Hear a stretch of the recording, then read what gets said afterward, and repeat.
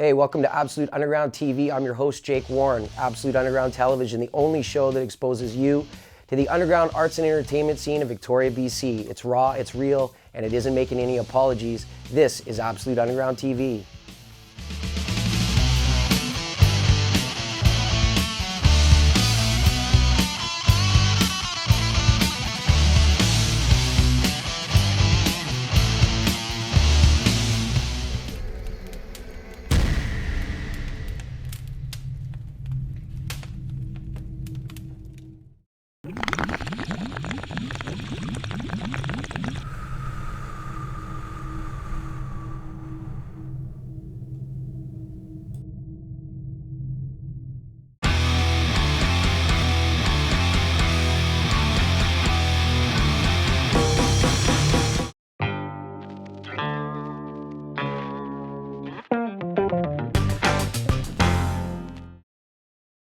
So what do you get when you take really cool images like that, some of the best tattooers in all of Victoria and the BC Children's Hospital?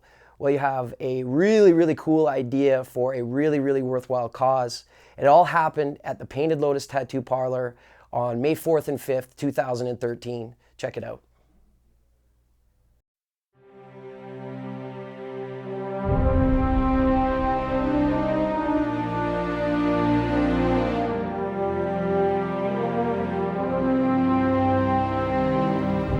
Hey, how's it going? It's Jake outside Painted Lotus Tattoo. It is May the 4th. May the 4th be with you. What's going on? This kind of snuck up on me. What's happening here today? Well, Painted Lotus has basically gathered a bunch of artists together and created a large flash sheet of Star Wars related tattoos and are doing tattoos. Basically, all the proceeds go to the BC Children's Hospital from on Saturday and the Sunday, so it's pretty cool. Okay, so we're across the street now from the Painted Lotus Tattoo Parlor, and as you can see, there's tons of people lined up getting tattooed today for a really good cause. Tell us about what's happening today at your tattoo shop. We decided to do a giant tattoo marathon in the spirit of Star Wars because it's May 4th and 5th, and as most Star Wars nerds would know, May 4th and 5th is May the 4th be with you and Revenge of the 5th. And we chose BC Children's Hospital to be our cause just because Disney and Star Wars have kind of joined together. We thought BC Children's Hospital is probably the best one in the spirit of the event. That's a great idea. And you brought some of the best, most talented artists in the city together here. We actually kind of chose the artists here based on their nerdy level. The ones who would be most stoked on this event, and everyone who we talked to was just so excited about it, and yeah, it's been really great.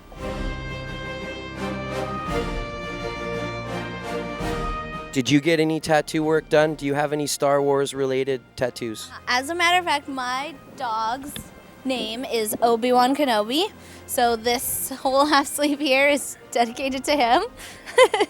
And who did that? That's fantastic. This was actually done by a girl from New Zealand named Erin Chance. So she's not from around here, but she does do guest spots sometimes in town.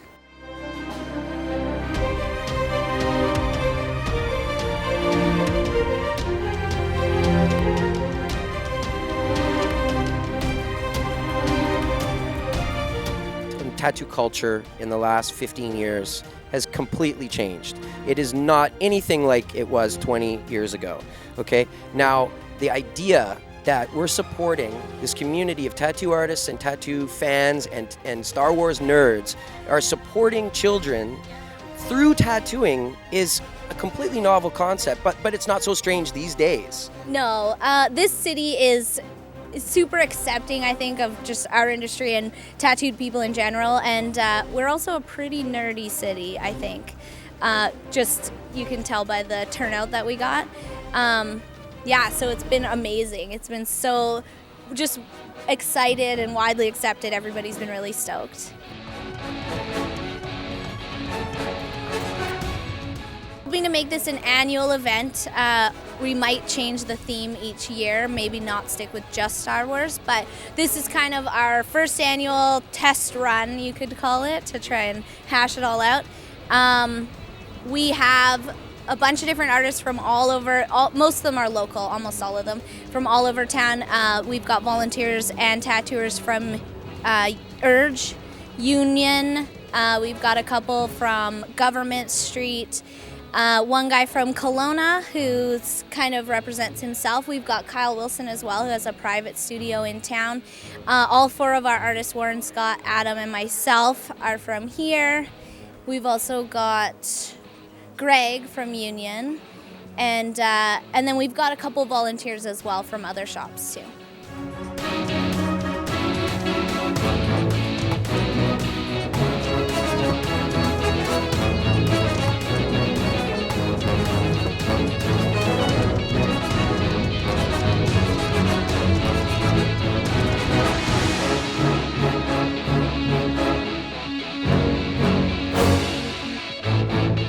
What was it like working with Jabba? He's a little stubborn, you know. He's a little stubborn, you know. Kind of cute sometimes. Just a little stinky? A little stinky. Yeah. Depends what time of the day, you know. And a weird diet. Weird diet. Very weird diet. Kind of all over the place. But it's Jabba. You know, what are you going to do? Well,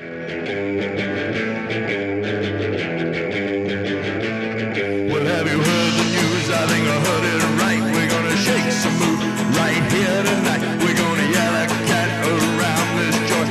Kick down some doors, make it a point. Now kick down some doors, make it a point. You gotta move me, honey, move me right. You gotta move me, baby, all through the night.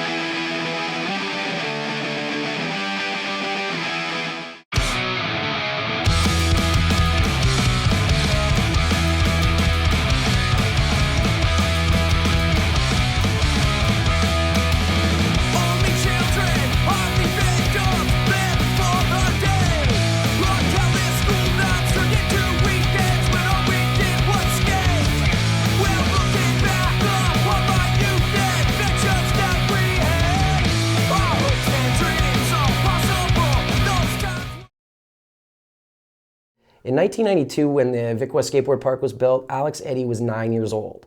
20 years later, he's established himself as the go-to guy in Victoria for all things skateboard related, contests, video premieres, filming, the list goes on and on. And how many people can actually say they get paid by the city of Victoria to hang out at the skateboard park all summer? Ladies and gentlemen, the Alex Eddy experience.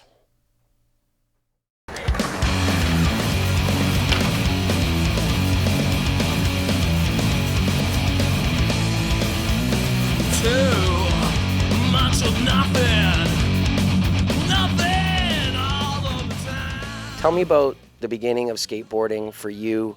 Did you grow up in Victoria? I grew up in Metchosin, which is just kind of in between like Langford and Souk. We know where Metchosin is, bro. Not okay. a lot of people do. Oh, come on now. Our viewers know where Metchosin is. Okay, so tell me about the early years of skateboarding. Well, growing up in Metchosin, there wasn't a lot of stuff around. We kind of just skated what we could build or, little curb cuts or something. Ended up skating because of a friend, Steve Wilson. He brought some skateboards down and we would tinker around, and I had a little carport that was undercover. We had a little piece of carpet that we'd lay down and just try and ollie on it and learn tricks without having to move. Then a buddy of mine, Mike Gordon, his dad built him a lacrosse box, so we turned that into a skate park naturally. We had quarter pipes, boxes, rails, you name it. We built up tons of stuff and progressed like crazy. The nearest skate park was an hour bus ride there, an hour bus ride back from out of there. Either Souk Skate Park, Gordon Head, Vic West, didn't matter. It was tons of bus riding. So when did you start hanging out at Gordo and then eventually Vic West, like on a regular basis? Well, when the Vic West Skate Park was like just starting to get built, we noticed it because we'd be out there and stuff, and we heard about it obviously. And I went to my parents. I was like, it's moving time. Like, we got to go. We got to get out of here. We were all bumming on it, like, you know, driving all the way out, busting all the way out. It was time. We moved about 5 minutes down the road from the Vic West Skate Park, and that's where it all began.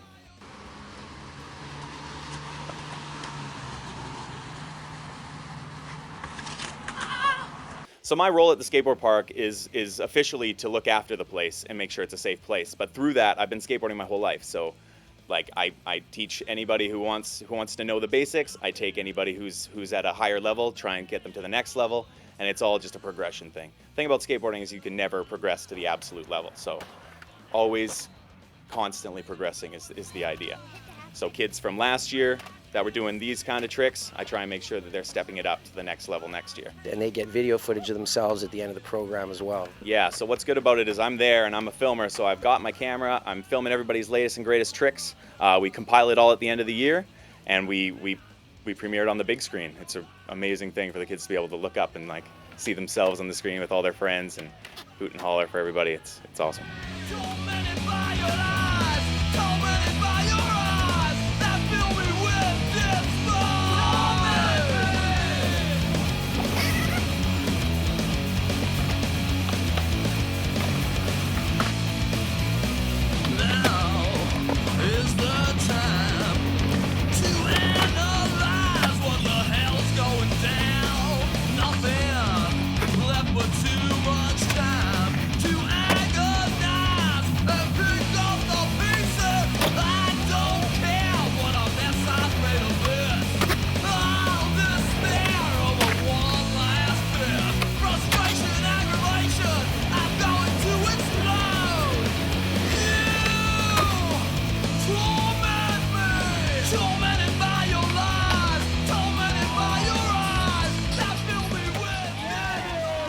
Okay, we're having trouble ending this segment. Alex Eddy, ladies and gentlemen, awesome dude. You're going to be involved again with the skateboard program this summer. You got some big plans for the year to come. I'm super stoked for you. It's been Shred Session. I'm Jake Warren, Absolute Underground TV. Thanks.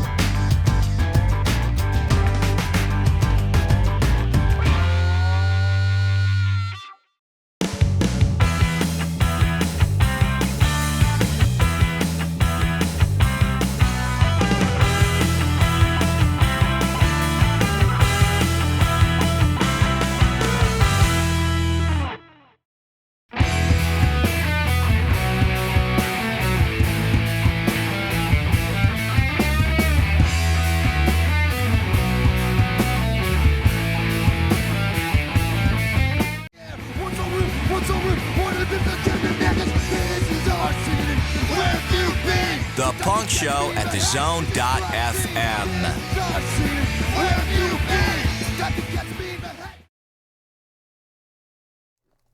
You ever wonder why Victoria punk rock legends No Means No sound the way that they do? You ever wonder why in the 1990s, when so many bands that sounded that way were getting signed by the major labels, No Means No opted to go another route completely? Ira Hunter caught up with John Wright of No Means No and asked him these questions and more.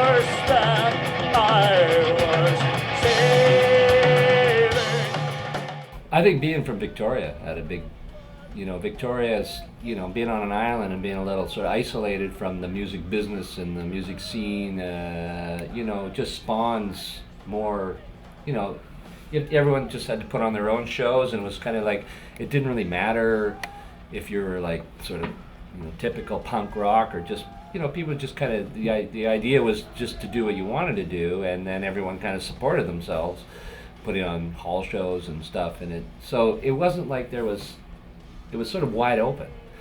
And my brother and I, of course, he was, you know, to play live, we didn't know any guitar players to play with our own music, so we were like, well, if we're going to play live, it's going to have to be bass and drums. Robbie literally learned how to play bass in order for us to play live as a band, as a two-piece, because he started out in guitar. And also to put bass guitar down on songs that we were making up and recording, he had to sort of, and that's to this day why he plays a bass. It's like, you know, kind of like Lemmy, you know, it's like just really plays it like a guitar.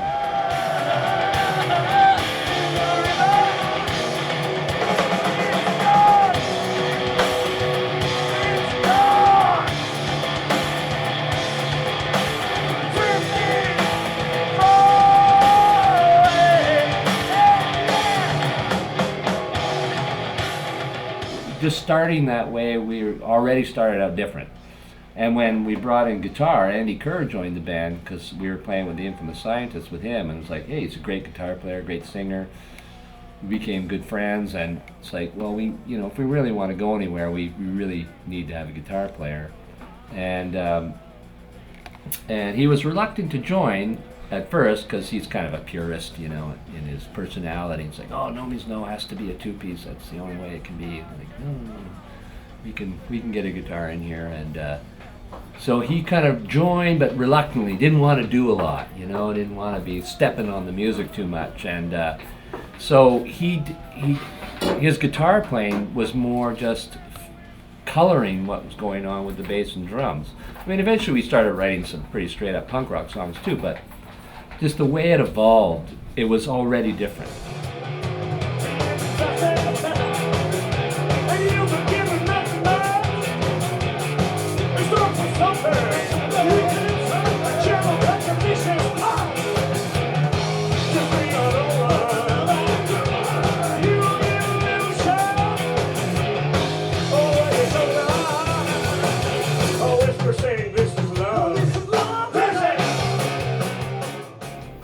What was your resistance to, I don't want to say popularity, but the mainstream, and you've always sort of wanted to remain in the underground and not... Well, when you get on that train, you can't get off, you know, and you become an employee to a company, and that's, you know, then you've got to market yourself, you got to play that whole game out, you know, and we're not, you know, we're not going to pose for pictures and make videos. I mean, it's just not us, it's not what we're going to do. But that's what you have to do in that milieu. And a lot of bands, they get just left over, right? They just, you know, if some bands make it, but even you talk to bands that have made it, you know, and they got a lot of bitter stories and a lot of stuff that they can't stand. And or bands that are hugely popular and still have very little money or very little to show for it because they were just totally ripped off. They didn't know what they were doing.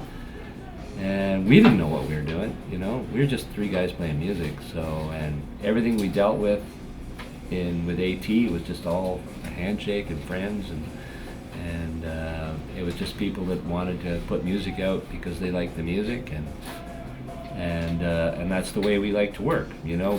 The guy that booked our first tour in Germany, for instance, is the same guy that's booking our tour in May. You know, it's the same guy.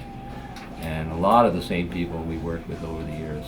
So to us, I'd rather work with people I know and like than, you know, some A&R guy that's your friend for 5 minutes until you're not making the money anymore.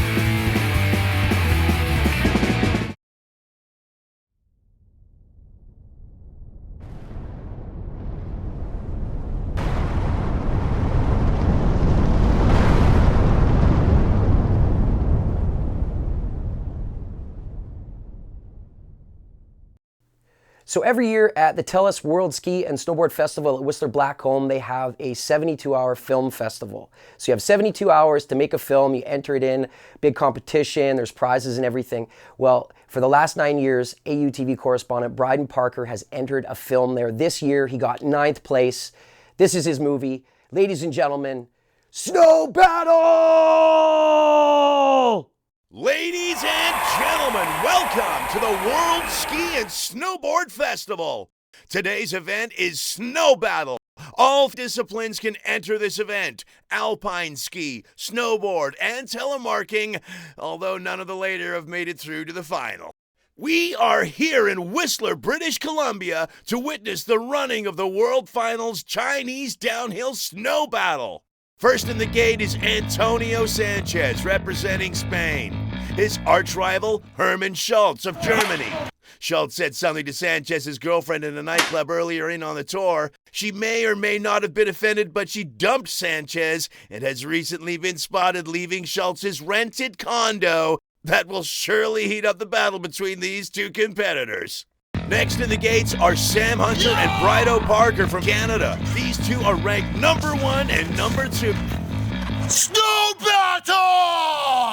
Last in the lineup is Tanao Tanaka from Tokyo, Japan. Tanaka thinks the term Chinese downhill is extremely racist and refers to this glorious battle as the Divine Wind. The big man's Braden Finn, a Swede who was a roommate of Tanao's and knows all about Tanao's Divine Wind. These men are very determined to bring the world title home. There goes the starting gun. They are out of the gates and Braden takes an early lead. He rounds the corner and faces against the Tokyo Ninja. Here comes the Ninja. And wow, what a move! I don't even know how to describe that move. The Ninja rocks that move. Wow, the Pig Swede goes down hard. And over to Schultz. He has taken a lead on Sanchez. Sanchez catches up and oh no, he wouldn't, but yep, he did. A ball gag. That move was Dirty Sanchez. Real dirty, but totally legal. Schultz is down and out. Sanchez must really hate him. Sanchez has the Ninja lined up in his sights. Over to Parker and Hunter. They are in a high-speed chase. This battle is going to be fought in the air. This looks like it could get messy as they enter the park section of the course. Sanchez is all over Tanaka. The Ninja spins and grabs the Spaniard. They go off course, way off course. Out of bounds. Here comes the Big Swede out of nowhere and cross-checks the boys.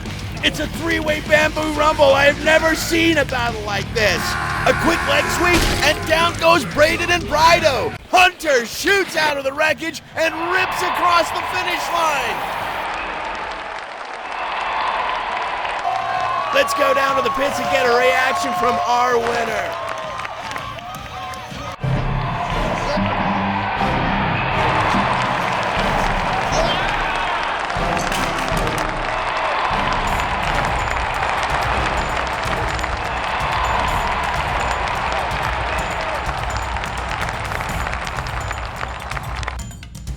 Wow, what a race from all of us here at the WSSF. And remember, don't get caught trying this at your local hill.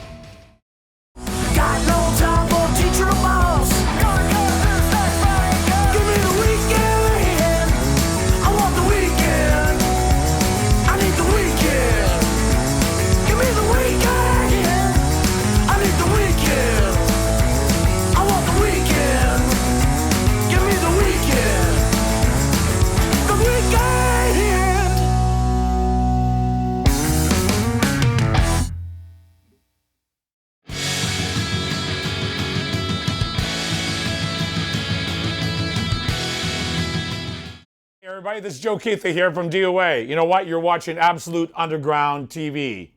Don't try changing nothing there, friends. Stick right here.